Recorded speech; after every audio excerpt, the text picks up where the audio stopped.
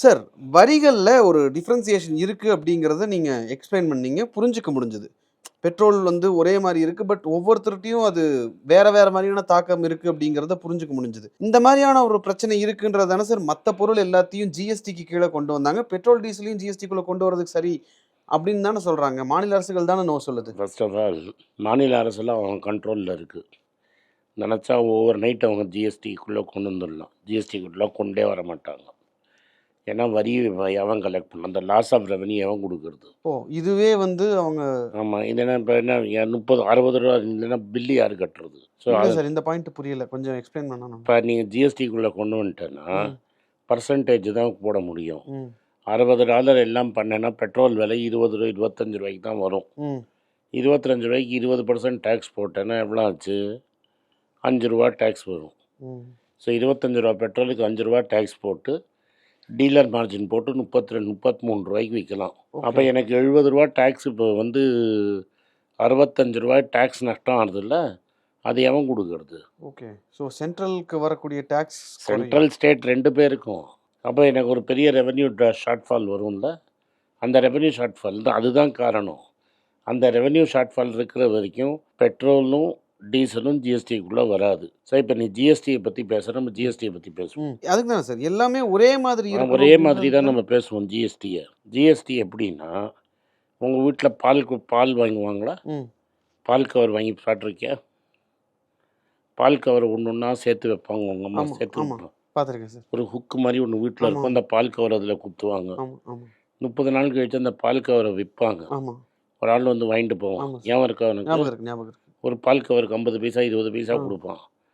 அவன் வாங்கி என்ன பண்ணுவான்னு நினைக்கிறேன் நீ? அதை ரீசைக்கிள் பண்ணுறது தானே சார்? ரீசைக்கிள் பண்ணுறான்னா கரெக்டாக சொன்னேன்.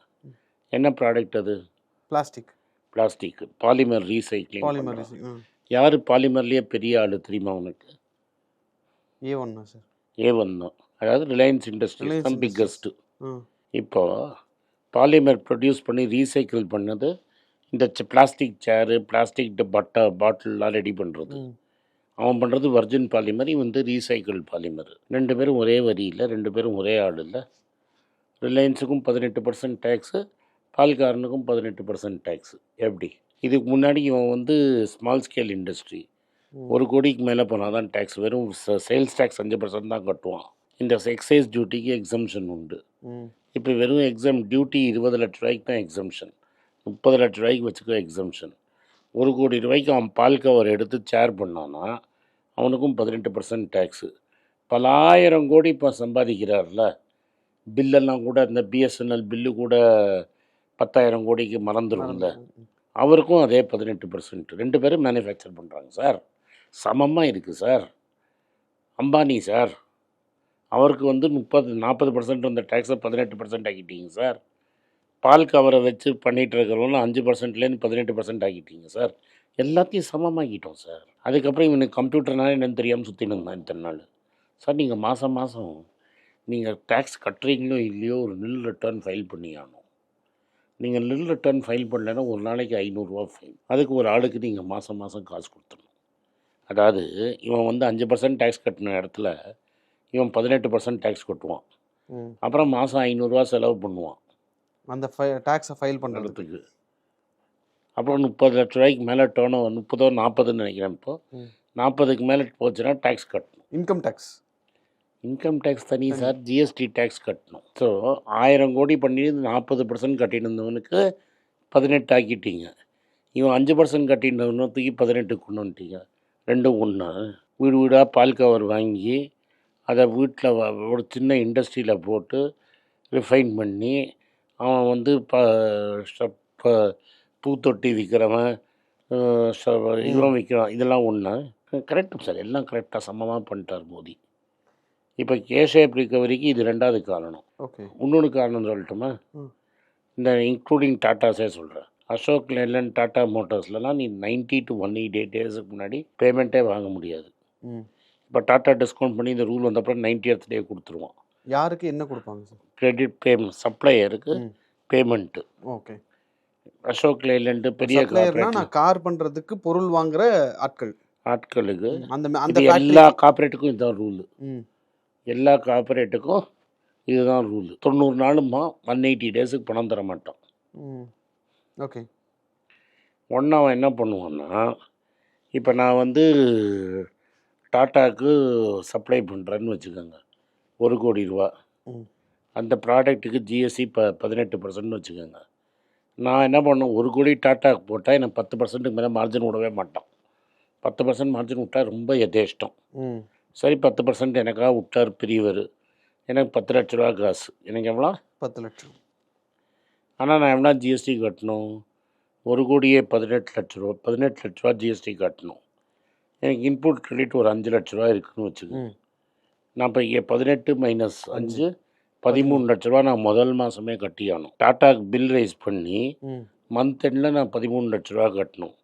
டாட்டா எனக்கு 6 மாதம் கழிச்சு பேமெண்ட் கொடுப்பான். இந்த 13 லட்ச ரூபா நான் கடன் வாங்கி தானே கொடுக்கணும். என் மார்ஜினே 10 லட்ச ரூபா. என் மார்ஜினே 10 லட்சம் தான். என் மார்ஜினே அப்போ டோட்டல் மார்ஜின் அங்கே லாக் ஆகிடுது. Which is you're in loss. You're in cash flow, negative cash flow. That is you have to fund the government. Okay sir, இது ஒரு கேஸ்கேடிங் எஃபெக்ட்னு பார்க்க முடியாதா? சரி, நான் தானே சின்ன ஆள் தானே மாட்டுறான். அது எப்படியா எல்லா கேஸ்கேடிங் எஃபெக்ட்டும் நான் சொல்கிறதெல்லாம் நீ சரி பெரிய ஆள் எங்கேயா மாட்டின மாதிரி ஒன்று சொல்ல. எனக்கு இந்த 11 வருஷத்தில் ஏதோ ஒரு பெரிய ஆளுக்கு இது மாதிரி ஏதோ தெரியாமல் பெருசாக டேக்ஸ் வச்ச மாதிரி எனக்கு ஒன்று காட்டேன். அதான் இன்ஃபோசிஸ்க்கெல்லாம் ஜிஎஸ்டி நோட்டீஸ் விட்டான், நோட்டீஸ் வாபஸ் வாங்கிட்டான். அவன் பெரிய வக்கீலை கூப்பிட்டான், வக்கீலை கேஷ் த்ரோ பண்ணான், எக்ஸ்பென்ஸில் ரைட் ஆஃப் பண்ணிட்டான், தப்பு நோட்டீஸ்ன்னு விட்ரா பண்ணிட்டான். அப்புறம் வாங்கினானா காசு? ஆமாம் வாஸ்தவம், நீங்கள் ஜிஎஸ்டி கட்டுவானான்னு வாபஸ் வாங்கிட்டான். அப்புறம் ஓகே சார். ஸோ நீ என்ன கேட்குறேன், அம்பானிக்கும் பால்காரனுக்கும் ஒரே டேக்ஸ் போடுவியா நீ? இல்லை, அது சரியில்லையே சார். அதான் அதுதான் சமமாக போடுறாரு. ஸோ இதுக்கு பின்னாடி இப்படி ஒரு விஷயம் இருக்குது அப்படிங்கிறத இதுக்கப்புறம் நான் வேறு ஃபைனான்ஸ் பண்ணும் கவர்மெண்ட்டு. நான் கட்டப்பட்டு 1 கோடி ரூபா சப்ளை பண்ணேன்னா என் பணத்தை நான் முன்னாடி கட்டிட்டு அவன் கட்டுற வரைக்கும் சேர்த்து ஜிஎஸ்டியும் கட்டிட்டு அவன் கட்டுற வரைக்கும் நான் விரல் சுப்பிட்டு இருக்கணும். ஏன்னா அந்த கவர்மெண்ட் சேல்ஸு நீ பில் பண்ணோடனே நீ கலெக்ட் பண்ணிடணும், கட்டிடணும். நீ கலெக்ஷன் பண்ணுறியா இல்லையாங்கிறது கவர்மெண்ட் ப்ராப்ளம் கிடையாது. ஸோ அப்படி இருக்கிறப்ப இது பணம் லாக் ஆகிடும்ல சார்? லாக் ஆகிடுச்சு. அதனால தான் சின்ன ஸ்மால் இண்டஸ்ட்ரி கஷ்டப்படுது. அதனால தான் அவங்க குரோத் அடிபட்டிருக்கு. அதனால தான் இந்த என்ட்ரி லெவல் கார் யாரும் வாங்குவான், இவன் தான் வாங்குவான். இந்த பால்காரன் தான் அடுத்த லெவலுக்கு போய் ஸ்மால் கார் வாங்குவான். அவன் கவர்மெண்ட் அம்மையாரை ஃபைனான்ஸ் பண்ணிட்டு வந்தால் அவன் எங்கே கார் வாங்குறது? ஓகே. ஸோ அப்போ இதுக்கு என்ன தான் வழி சார்? ஏன்னா 2017 ஜிஎஸ்டி வந்தது. நாங்கள் இதை தான் குட் அண்ட் சிம்பிள் டேக்ஸாக மாற்றுன்னு ரொம்ப நாளாக சொல்கிறோம். நீங்கள் எப்படி பணக்காரனுக்கு வேலை செய்யலான்னு வேலை பண்ணிக்கிட்டே இருந்தீங்கன்னா எப்படி டேக்ஸ் வரும்? சரி, இந்த இன்னொரு மேஜிக் சொல்லட்டுமா? இந்த எவ்ரி இயர் நம்பர் ஏறிண்டே இருக்குல்ல டேக்ஸ்க்கு, அதுக்கு ஒரு மேஜிக் மேடம் வச்சுருக்குறாங்க சார். நம்பர் ஏறுறது எப்படி சார் மேஜிக்? அதை ஒரு மேஜிக் வச்சுருக்குறோம்ல பாஸ். ஜிஎஸ்டி கலெக்ஷன் இன்க்ரீஸ் ஆகிட்டு தானே. அதான் அதுக்கு தான் ஒரு மேஜிக் நம்பர் வச்சுருக்குறோம். ஜூ அப்படின்னா ஏறும். அது எப்படி சார்? ஏற்றி காமிச்சேன்னா எப்படி ஏற்றுறாங்க அம்மையார்னு காட்டுவேன். எக்ஸ்பிளைன் பண்ணால் புரிஞ்சுப்பல்ல. உனக்கு கோல்டு ரொம்ப பிடிக்கும்ல? ஆமாம், கோல்டு. Okay, S. எல்லாருக்கும் பார்க்குறவங்களுக்கும் பிடிக்கும். 5000 ரூபா வாங்கினா 3% ஜிஎஸ்டி. ஆமாம். சரி, ஒரு 3 வருஷத்துக்கு முன்னாடி 5000 ரூபா இருந்தது. 10 கிராம் கோல்டு வாங்கினேன். 50,000 ரூபா. அதே 10 கிராம் கோல்டு தான். 50,000 ரூபா பில் போட்டான். 3% ஜிஎஸ்டி நியாயமாக கட்டணும்ப்பா. 1500 ரூபா கட்டிட்டேன். 3% ஜிஎஸ்டினா எவ்வளோ? லட்சத்துக்கு 3000 ரூபா. 1500 ரூபா நான் நியாயமாக கட்டிட்டேன். எவ்வளோ? 10 கிராம் கோல்டு வாங்கினேன். இன்றைக்கி அதே 10 கிராம் கோல்டு தான் வாங்குகிறேன். அதே பொருளை வாங்குகிறேன். விலை ஏறிடுச்சு. 10,000 ரூபாய்க்கு வாங்கிட்டேன்னு வச்சுப்போம். 1 லட்ச ரூபா. இப்போ 10,000னா எவ்வளோ? டபுள் ஆகிடுச்சு. 1 லட்ச ரூபா கட்டிட்டேன். Good bye. 1 லேக் கட்டிட்டேன். 10 கிராம் வாங்கிட்டேன். டேக்ஸும் அப்படியே 1500 ரூபா டேக்ஸு 3000 ரூபா ஆகிடுச்சு. அது கோல்டு ரேட் ஏறினது. கோல்டு ரேட் அப்போ எல்லாம் ஏறின அதே பொருளை டேக்ஸை ஏற்றிக்கிட்டே தானே போகிறேன். இப்போ நான் என்ன பண்ணுறேன், டம்ளர் வாங்குகிறேன். ரைட்டா? 1 கிலோ ஸ்டீலில் 5 டம்ளர் பண்ண முடியும். ஸ்டீல் விலை ஏறினா ப்ராசஸிங் எனக்கு லாபம் அதே தான். எனக்கு என்ன ப்ராசஸிங் அமௌண்ட்டு தான் லாபம். எனக்கு ஸ்டீல் விலை ஏறினா எனக்கு கிடையாது. செய்கூலி தான். செய்கூலி ஏற்ற முடியாது. அது அவங்க டிசைட் பண்ணுறது தான். மார்க்கெட்டை இன்னொருத்தன் போட்டுருவான் பாஸ். அடுத்த ஆள் கட்டு, அடுத்த ஆள் 10 ரூபான்னு சொன்னால் அவன் 8 ரூபாய்க்கு சொல்லிட்டான்னா முடிஞ்சு போச்சு. கோல்டும் அதே செய்கூலி தான். ஆமாம் சார். அப்போ விலை ஏறினதால எனக்கு ஒன்றும் லாபம் கிடையாது. டேக்ஸ் மட்டும் நான் ஏன் நிறைய கொடுக்கணும்? இப்போ நான் 1 கிலோ ஸ்டீலு அதே செலவு தான் எனக்கு உருக்கிறதுக்கு. 1 கிலோ ஸ்டீலில் 5 டம்ளர் பண்ணேன். ம் 1000 ரூபா இருந்தது வெள்ளி ஸ்டீலு. ம் எனக்கு ஒரு 1200 சிலிண்டராக 5 சிலிண்டர் 5 ஸ்டீல் விற்கிறேன். நான் 1200 18% போட்டால் எவ்வளோ ஆச்சு? 200 ரூபாய்க்கு 18%னா 150 ரூபா. 150 நான் கொடுத்துட்டேன். 150 160 ஏதோ 150 இன்றைக்கி 2000 ஆகிடுச்சு அதே ஸ்டீலு. எனக்கு அதே 200 தான் கொடுப்பேன் ப்ரொடக்ஷனுக்கு. அதுக்கு மேலே கொடுக்க மாட்டான். ஆனால் 2000 எவ்வளோ ஜிஎஸ்டி வாங்குற? 360 ரூபா. நைட்டு நான் 6 மாதம் கழிச்சு பணம் வந்ததுன்னா நான் 150 ஃபைனான்ஸ் பண்ணதுக்கு போல் 360 ஃபைனான்ஸ் பண்ணோம்னா 340 ரூபா வரும். Correct. Yes boss, I have to make double fines. உள்ள லாக் ஆயிடுது. லாக் ஆகுதா? அதே அமௌண்ட் ஆஃப் நீ பிஸ்னஸ் தானே பண்ணுற, அதே ஸ்டீல் தானே. நீ 5 டம்ளருக்கு போல 10 டம்ளர் விற்றனா நீ எக்ஸ்ட்ரா கொடுத்தா பரவாயில்ல. அதே 5 டம்ளருக்கு விலையை ஏற்றிவிட்டு. ஸோ இந்த மேஜிக்கே என்னென்னா, நீ டேக்ஸே ஏற்ற வேணாம், விலைவாசி ஏற்றினா ஜிஎஸ்டி ஏறிடும். ஸோ அப்போ இன்ஃப்ளேஷன் இருந்தால் மேடம்க்கு ஹாப்பி. அதே ஆக்டிவிட்டி, அதே ப்ரொடக்டிவிட்டி, அதே எல்லாம் சேம், டேக்ஸ் மட்டும் ஜாஸ்தி. இன்ஃப்ளேஷனுங்கிறது இருக்கணும்ல சார்? எவ்வளோ இருக்கணும்? 3%. சரி 4%. அப்போ டேக்ஸும் ஏற்றிட்டே இருக்கணுமா? டேக்ஸை குறைக்கவும் இல்லை ஏற்றவும் இல்லையே. எங்கே சொன்ன அந்த கோல்டு விஷயத்துலேயே வேல்யூ ஏற்றிடுச்சுல்ல, அதே டிரான்சாக்ஷனு, அதே மேக்கிங் சார்ஜ். வேல்யூக்கு தகுந்த மாதிரி நீங்கள் டேக்ஸி அட்லீஸ்ட் கோல்டையாவது மினிமம் ஆகணும்ல, நியாயமாக இருக்கணும்ல. 18% ரொம்ப தாங்க முடியலல்ல. இப்போ நான் என்ன கேட்குறேன், ஹெல்த் இன்சூரன்ஸ் இன்னும் யோசிச்சுட்டு இருக்காங்க 3 வருஷமாக. நீ ஹெல்த் இன்சூரன்ஸ் எதுக்கு எடுக்கிற? சேஃப்டி தான். சேஃப்டிக்கு எடுக்கிற. நீ 50,000 ப்ரீமியம் கட்டினா 9,000 எதுக்கு டேக்ஸ் கட்டணும்? கட்டிட்டு தான் இருக்கு. எஸ் கட்டுறியா?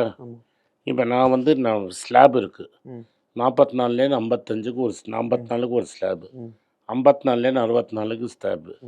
இப்போ எனக்கு 20,000 ஏற்றினோம். நான் 54 54 to 55 they increased it by 20,000. So my tax also went up by 18%.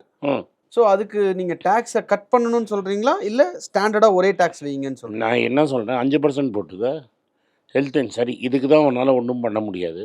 Health இன்சூரன்ஸை டேக்ஸை குறைக்கலாமா முடியாது? பாவம் அம்பானி ஏழை, அவனுக்கு நீ டேக்ஸை குறைப்பியா? டாட்டாக்கு டேக்ஸை குறைப்பியா? இல்லை இவனுக்கு டேக்ஸ் குறைப்பியா? Okay sir. Yes true. So health இது இன்சூரன்ஸ் இன்னும் ஒரு மேஜிக் காட்டணும். இன்னும் மேஜிக் புரியல. இப்போ இந்த முக்கால்வாசி பேர் வேலைக்கு போகிறீங்க, டேக்ஸை நீங்கள் செலவு பண்ண முடியாது. இப்போ என்ன மாதிரி ஆள்லாம் என்ன பண்ணுவோன்னா, எதர் கம்பெனி பேரில் வாங்குவேன், இல்லாட்டா நான் பர்சனல் கன்சல்டன்ட்டு, என் பேர்லேயே ஒரு ஜிஎஸ்டி இருக்கும். ரைட்டா? நான் ஜிஎஸ்டி கொடுத்ததெல்லாம் நான் கலெக்ட் பண்ணியிருப்பேன்ல, and I would have paid GST on my service. இப்போ நான் கன்சல்டண்ட்டாக இருந்தபோது சொல்கிறேன், எனக்கு 10 ரூபா வந்ததுன்னா 1.8 டேக்ஸ் கொடுத்துருப்பேன் என் இன்கமில்.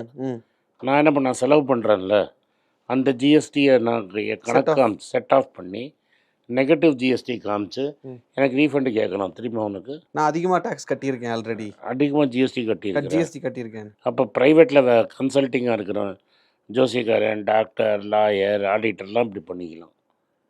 ஆனால் வேலை செய்கிறவங்க முட்டா பய கட்டினே இருக்கணும். Right sir. இப்போது நீங்கள் ஜிஎஸ்டி, பெட்ரோல் டீசல், இன்ஃப்ளேஷன் இந்த மாதிரியெல்லாம் விஷயம் நீங்கள் சொல்கிறீங்க சார். பெட்ரோல் டீசல் ப்ரைஸை பற்றி நேற்று பேசும்போது சொன்னீங்க, இன்றைக்கி இன்ஃப்ளேஷன் ஜாஸ்தியாகவே வச்சுருக்கணும் அப்படின்னு சொன்னீங்க. அதாவது நிர்மலா சீதாராமன் அவர்கள் இன்ஃப்ளேஷனை ஜாஸ்தியாகவே வச்சுருக்கிறதா அவங்களுக்கு பிடிக்கும் அப்படின்றதையும் நீங்கள் சொல்கிறீங்க. ஆனால் 2015 இருந்த ரூபாயின் மதிப்பும் இன்றைக்கி இருக்கிற ரூபாயின் மதிப்பும் ஏறக்குறைய அது ஃபால் ஆகிருக்கு. 27-28% விழுந்திருக்கு. சரி, இப்போ நம்ம அதை இன்னும் டாலரை பற்றி திரும்பி பேசுவோமா? இது இப்போ தானே இது முடிஞ்சிருக்கு. டாலர் கதையை தனியாக எடுப்போம்.